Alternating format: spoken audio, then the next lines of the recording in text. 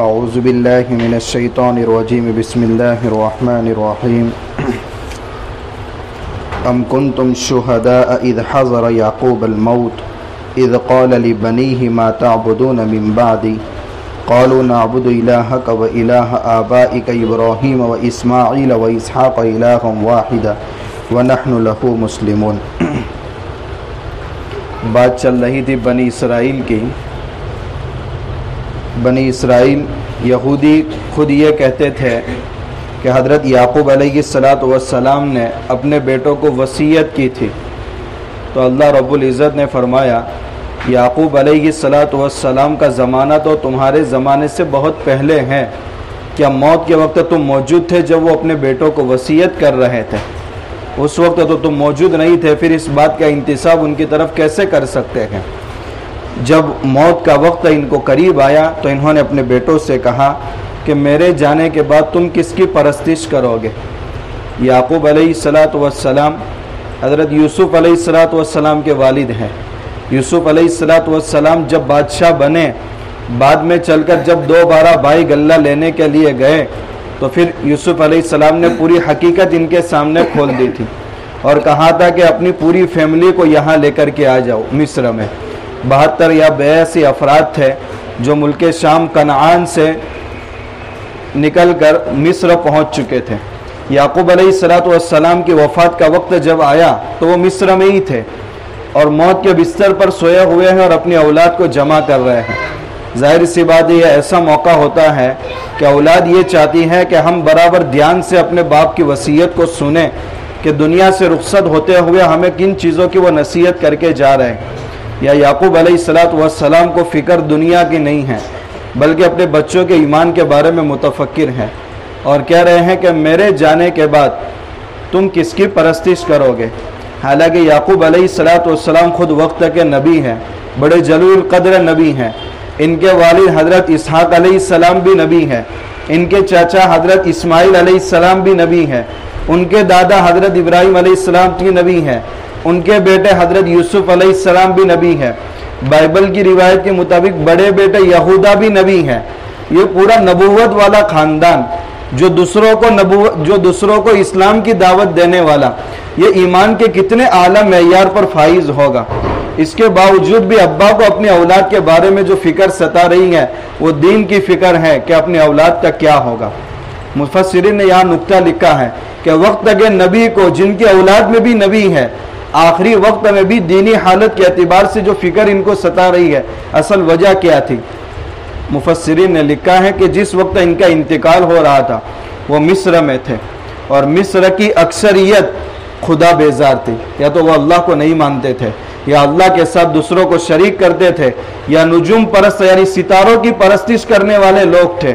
تو ان کو خوف ہوا کہ کہیں ایسا نہ ہو کہ یہ چند گنے چنے لوگ ماحول کے اثر سے متاثر ہو کر اپنے دین کو چھوڑ کر ان کے دین کو اختیار نہ کر لے۔ ٹھیک یہی صورتحال اس وقت ہمارے ملک کی ہے۔ یہاں کی غالب اکثریت خدا بیزار ہے یا اللہ کے ساتھ کئی معبودان باطلہ کو شریک کر دیا ہے۔ ان کا کلچر ہماری بے دینی کی وجہ سے بہت تیزی سے اسکولوں کے راستے سے اور بے دینی کے راستوں سے ہمارے نوجوان بچوں اور بچیوں کے اندر آ رہی۔ آئے دن ہم ارتداد کے واقعات سن رہے ہیں۔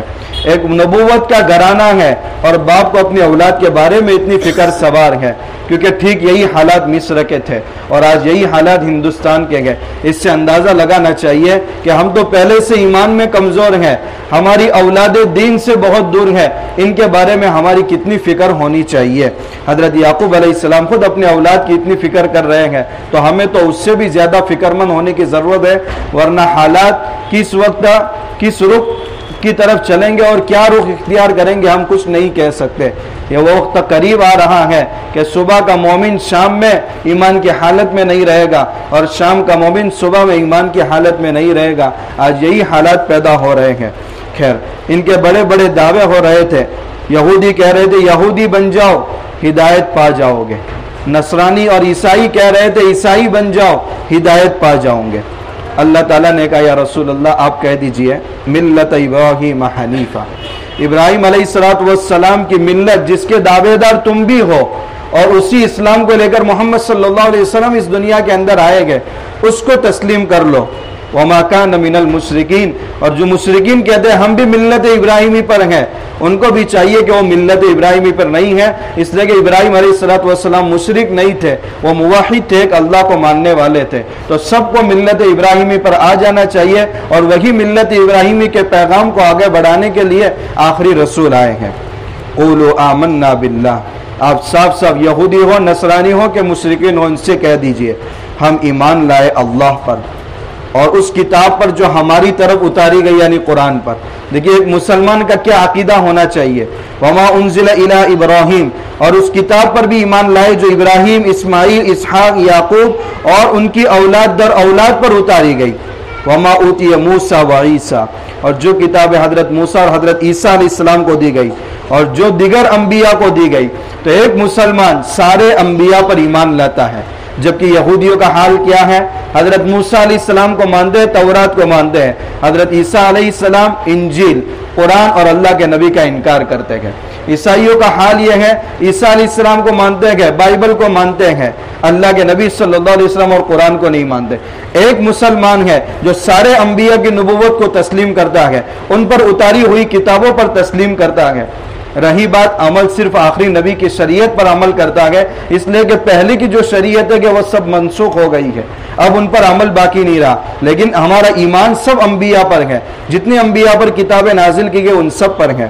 لا نفرق بین احد منہم، ہم انبیاء میں تفریق نہیں کرتے کہ ایک پر ایمان لائے اور ایک کو چھوڑ دے، جیسا کہ تمہارا حال ہے۔ وَنَحْنُ لَهُ مُسْلِمُونَ، ہم تو اللہ کے فرما بردار ہیں۔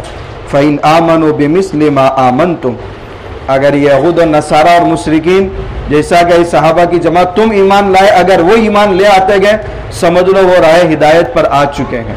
وَإِن تَوَلَّوْا، اور اگر روح گردانی کر دے گئے، دوسرا راستہ اختیار کرتے ہیں، فَإِنَّمَا هُمْ فِي شِقَاقٍ، تو یہ بہت باری دور جا کر اختلاف میں پڑ چکے ہیں۔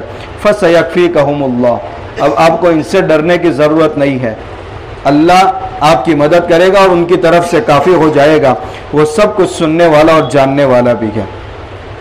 آگے چل کر عیسائی اس بات کی دعوت دیتے تھے، ان کے وہاں ایک رسم تھی جس کو کہا جاتا تھا بپتسمہ، عربی میں اس کو کہتے ہیں استواق۔ جب کوئی پیدا ہوتا تھا یا عیسائیت قبول کرتا تھا تو مغرب کی طرف رخ کر کے اس کو لٹاتے تھے اور شیطان سے برات کا اعلان وہ کرتا تھا، پھر اس کے بعد اس کو مشرق کی سمت لٹا کر عیسائیوں کے سارے عقائد کا اقرار کرایا جاتا تھا۔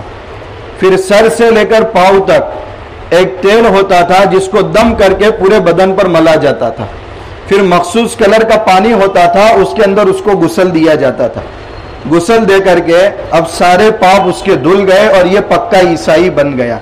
تو ایک عیسائیوں کا رنگ چڑھایا جاتا تھا، اس رنگ میں اس کو رنگا جاتا تھا۔ اللہ تعالیٰ فرماتے ہیں یہ تو طفل تسلیہ ہے، بچیوں کے بہکاوے ہیں، ایک رسم ہے، اس سے زیادہ اس کی کوئی حقیقت نہیں ہے۔ اپنے اوپر عیسائیت کا نہیں، اللہ کا رنگ چڑھاؤ، اللہ کی مرضیات کا رنگ چڑھاؤ، اللہ کے پسندیدہ دین کو اپنی زندگیوں کے اندر داخل کرو۔ وَمَنْ أَحْسَنُ مِنَ اللَّهِ صِبْغًا، بھلا اللہ سے بہتر رنگ کس چیز کا ہو سکتا ہے۔ وَنَحْنُ لَهُ عَابِدُونَ، ہم ہی اس کی عبادت کرنے والے لوگ ہیں۔ قُلْ أَتُحَاجُّونَنَا فِي اللَّهِ وَهُوَ رَبُّنَا، پھر یہ لوگ جھگڑا کرتے تھے تو اللہ کے نبی صلی اللہ علیہ وسلم کہتے تھے ارے اللہ کے بارے میں ہم سے جھگڑ رہے ہیں، جو اللہ ہمارا بھی رب ہے تمہارا بھی رب ہے۔ اب بات آگے نہ بڑھے، بس کہہ دو ہمارے اعمال ہمارے ساتھ آئیں گے اور تمہارے اعمال تمہارے ساتھ آئیں گے۔ پھر بھی وہی پرانا راگ الاپتے تھے، کہتے تھے ابراہیم، اسماعیل، اسحاق، یعقوب اور ان کی اولاد علیہم السلام۔ یہودی کہتے تھے وہ یہودی تھے، عیسائی کہتے تھے وہ عیسائی تھے۔ آخری درجے میں ان کو جواب دے دیا گیا کہ اللہ تعالیٰ تو اس کی نفی کر رہے ہیں، ما کان ابراہیم یہودیہ ولا نصرانیہ، ابراہیم علیہ السلام یہودی بھی نہیں تھے اور نصرانی بھی نہیں تھے، اور تم اسی بات پر اڑے ہوئے ہو۔ اب یہ بتاؤ اانتم اعلم ام اللہ، زیادہ علم رکھنے والے تم ہو یا اللہ ہے؟ ظاہر سی بات ہے اللہ ہی جب بتا رہا ہے کہ وہ یہودیت اور عیسائیت پر نہیں تھے بلکہ یہ تو بعد کے مذہب ہے، تو کیوں ان کو اس مذہب کی طرف منسوب کرتے ہو؟ ومن اظلم ممن کتم شہادۃ عنده من اللہ. خاص طور پر ان دو طبقوں سے کہا جا رہا ہے کون اس شخص سے زیادہ ظالم ہوگا جس کے پاس اللہ کی طرف سے گواہی آ چکی ہے, ان کی کتابوں میں لکھا جا چکا ہے کہ آخری رسول آئیں گے, آخری کتاب آئے گی اور ان کے یہ اوصاف ہوں گے, پھر بھی لوگوں کے سامنے آپ بیان نہیں کرتے اور اس کے مطابق آپ ایمان بھی نہیں لاتے. کوئی حرج نہیں ہے. وَمَا اللَّهُ بِغَافِلٍ عَمَّا تَعْمَلُونَ. اللہ تمہارے اعمال سے بالکل غافل نہیں ہے, ایک ایک بات اللہ کے ریکارڈ میں محفوظ ہے. زیادہ دھوکہ ان کو کہاں سے لگا ہوا تھا؟ ہم تو بزرگوں کی اولاد ہیں, ہم تو بڑے لوگوں کی اولاد ہیں. جب ہمارے باپ دادا انبیاء گزرے ہیں تو ہم ان کے نیک اعمال کی بدولت بخشے جائیں گے. اللہ تعالیٰ فرماتے ہیں تِلْكَ أُمَّةٌ قَدْ خَلَتْ. ارے وہ ایک جماعت تھی جو گزر گئی, لہا ما کسبت. انہوں نے جو نیک اعمال کیے گئے فائدہ ان کو پہنچے گا. تم جو نیک اعمال کرو گے اس کا فائدہ تم کو پہنچے گا. انہوں نے جو برائیاں کی ان کا نقصان ان کو بھگتنا ہے, تم نے جو برائیاں کی اس کا نقصان تمہیں بھگتنا ہے. وَلَا تُسْأَلُونَ عَمَّا كَانُوا يَعْمَلُونَ. کل قیامت کے دن ان کے اعمال کے بارے میں تم سے نہیں پوچھا جائے گا اور تمہارے اعمال کے بارے میں ان سے نہیں پوچھا جائے گا. ہر ایک کو اپنی عملی زندگی کا حساب دینا ہے.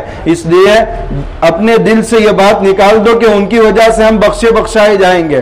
یہ دھوکہ اس امت کو بھی لگا ہے کہ ہم تو پیارے نبی کی لاڈلی امت ہیں, لہذا جو چاہے کرو, چاہے عبادتیں چھوڑو, روزے چھوڑو, سب کچھ چھوڑو, آخری نبی کی امت ہے, اللہ ان کے ذریعے ہمیں بخشش کر دے گا.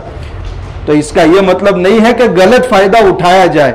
ہاں, طاقت کے بعد کوئی کام نہیں ہو رہا ہے تو اس کو اللہ کے حوالے کر سکتے ہیں, مگر طاقت ہے, سب کچھ ہے, مکلف ہے, عمل کر سکتے ہیں. اس کے باوجود بھی صرف اس برم کے اندر عمل چھوڑ دینا کہ آخری نبی کی وجہ سے ہم بخشائے جائیں گے اور جنت میں چلے جائیں گے, یہ تو ہمیں نیک عمل سے اور دور کر رہا ہے. جیسا کہ یہود اور عیسائیوں کو ان کے بزرگی کی وجہ سے ان کو اور دور ہونا پڑا. اس لیے اللہ تعالیٰ فرماتے ہر ایک کو اپنے عمل کا حساب خود دینا ہے.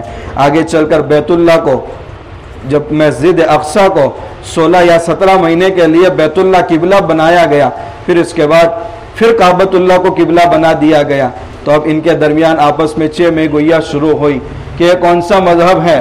کبھی کہا جا رہا ہے اس طرف رک کر کے نماز پڑھو, کبھی حکم بدل جاتا ہے کہ اس طرف رک کر کے نماز پڑھو, اور اس پر کتنے بھی اعتراضات بنتے ہیں. انشاءاللہ ان کی تشریح کر لیں گے. سبحان اللہ.